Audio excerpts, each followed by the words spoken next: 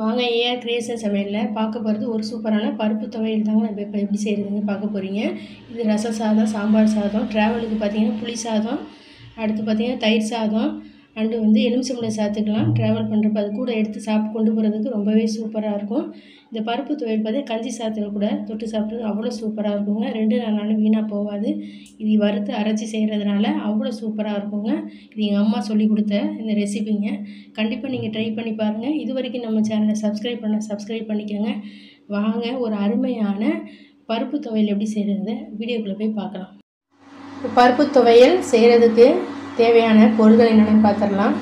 இது ரச சாதம் வெறும் சுடு சாதத்தில் போட்டு சாப்பிட்றதுக்கு அவ்வளோ சூப்பராக இருக்கும். பார்த்திங்கன்னா இதுக்கு 100 கிராம் பார்த்திங்கன்னா துவரம் பருப்பு எடுத்து வச்சுருக்கேன். ஒரு 1/4 மூடி தேங்காய், தேவையான அளவு பெருங்காயத்தூள், 3 பல் பூண்டு, சிறிதளவு புளி எடுத்து வச்சுருக்கேன், காரத்திற்கு வரமிளகா, இதுக்கு தேவையான அளவு உப்பு. இப்போ ஸ்டவ் ஆன் பண்ணி ஒரு வானொலி வச்சுருக்கேன். இப்போ மிளகாயை நம்ம வறுத்துக்கலாம். இப்போ எண்ணெய் சேர்த்துக்குவோம். ஒரு 2 ஸ்பூன் அளவுக்கு எண்ணெய் சேர்த்துக்காங்க போதும்.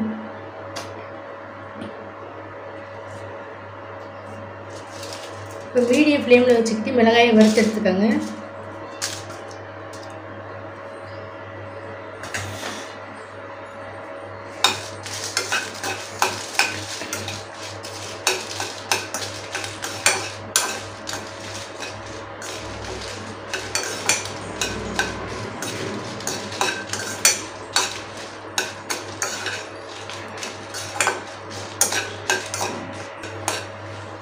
மிளகாய் பார்த்தீங்கன்னா வறுபட்டுருச்சு. இதை தனியாக எடுத்து வச்சுருவோம்.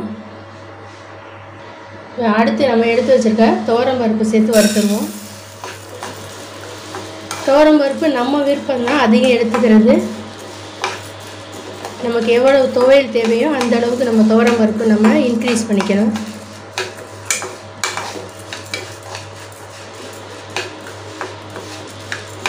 வறுக்க பார்த்தீங்கன்னா துவரம் பருப்பு நல்ல வாசனையாக இருக்கும்.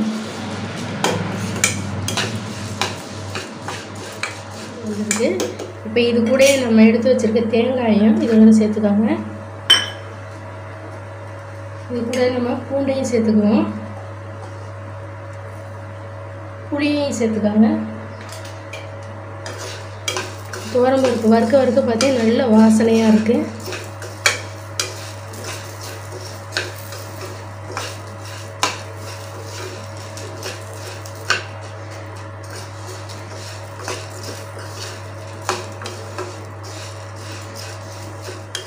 இது கூட சிறிதளவு பெருங்காயத்தூள் சேர்த்துக்கோங்க. இதுக்கு தேவையான உப்பு சேர்த்துக்கோங்க. உப்பையும் சேர்த்து லைட்டாக வறுத்துக்கோங்க.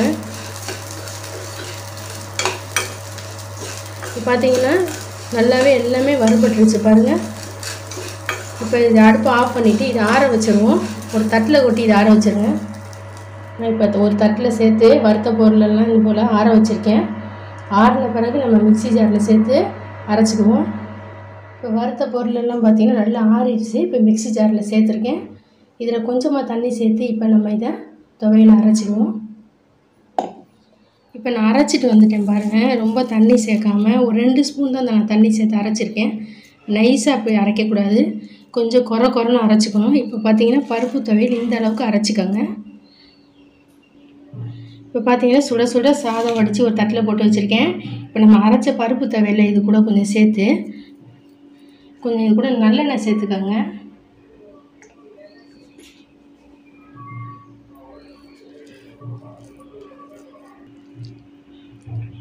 நல்லெண்ணெய் சேர்த்து இது போல் சாப்பிட்றப்ப சூப்பராக இருக்குங்க. கண்டிப்பாக இதை ட்ரை பண்ணி பாருங்கள். இது எல்லாருக்கும் ரொம்ப பிடிக்கும்னு நினைக்கிறேன். கண்டிப்பாக நீங்களும் செஞ்சு பாருங்கள். எப்படி வந்திருக்குன்னு கமெண்டில் போடுங்க. இந்த வீடியோ பிடிச்சிருந்துச்சுன்னா லைக் பண்ணுங்கள், நம்ம சேனலுக்கு சப்ஸ்கிரைப் பண்ணுங்கள். அடுத்த வீடியோவில் பார்க்கலாம். நன்றி, வணக்கம்.